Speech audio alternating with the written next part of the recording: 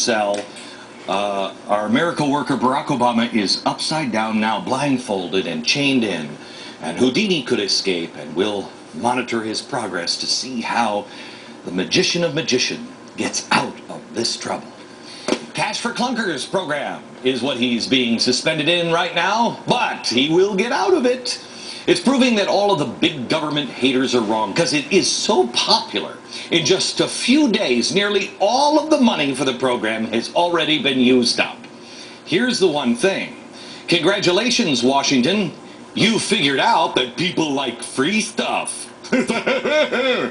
But that doesn't mean Cash for Clunkers is a success. Sure, all the politicians are giddy. Representative Ed Markey, the author of Cash for Clunkers, says it's become one of the most successful stimulus programs of 2009. Whoa, that's saying an awful lot. Press Secretary Robert Gibbs sounded like Joe Isuzu as he told Americans, "You just keep on buying cars all weekend long." But what really has happened with the Cash for Clunkers? Well, they had budgeted what was supposed to last about 4 months, and it lasted 4 days. Friendly reminder, the same numbnuts that, penciled in the numbers and were like, yeah, it'll last 4 months. They're the same people that are figuring out that $1.5 trillion is enough for health care. This shows the utter incompetence of our government. They are cheering this plan because they gave away free money faster than anticipated. Good job, guys. Well done, bravo. Now, of course, they're expanding this successful program. But let me tell you something. They are not printing more money for this because it worked. They're printing more money because this is a complete and total failure. Look at what they've done now.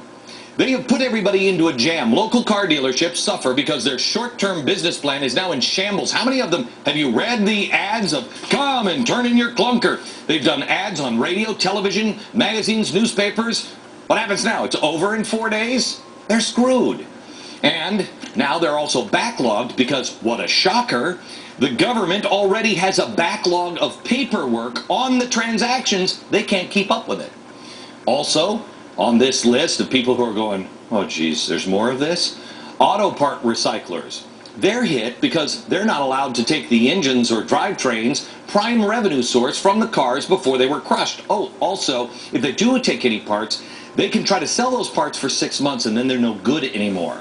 What about people who want auto parts? What about people who want clunkers? What about people who need cheaper cars? They now have fewer options, as 250,000 working, cheaper clunkers are destroyed.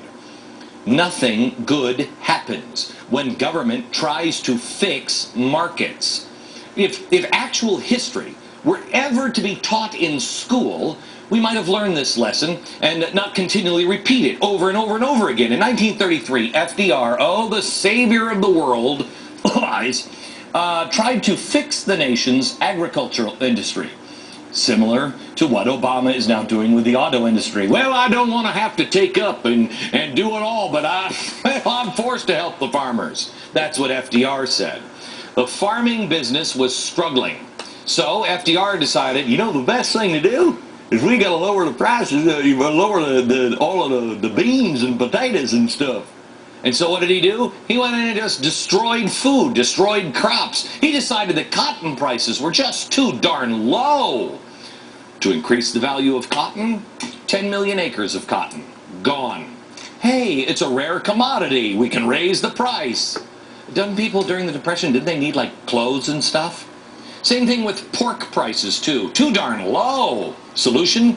FDR slaughtered 6 million baby pigs. Obviously, people a little upset. Probably a little hungry. Excuse me, sir, I'd like more. I'm a little rumbly in my tumbly. It is the Great Depression, imbecile. Guess what? Yeah, they needed food. He just killed all the growing food. Oh, what a bunch of whiners. FDR finally relented, but his solution? He decided he would fix the problems that he just created with the Federal Surplus Relief Corporation, yet another government program.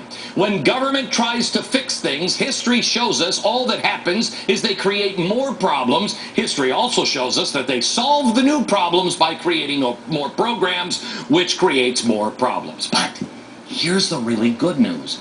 We're going to try this with healthcare next. Isn't that great? Hey, wait a minute, I just had an idea.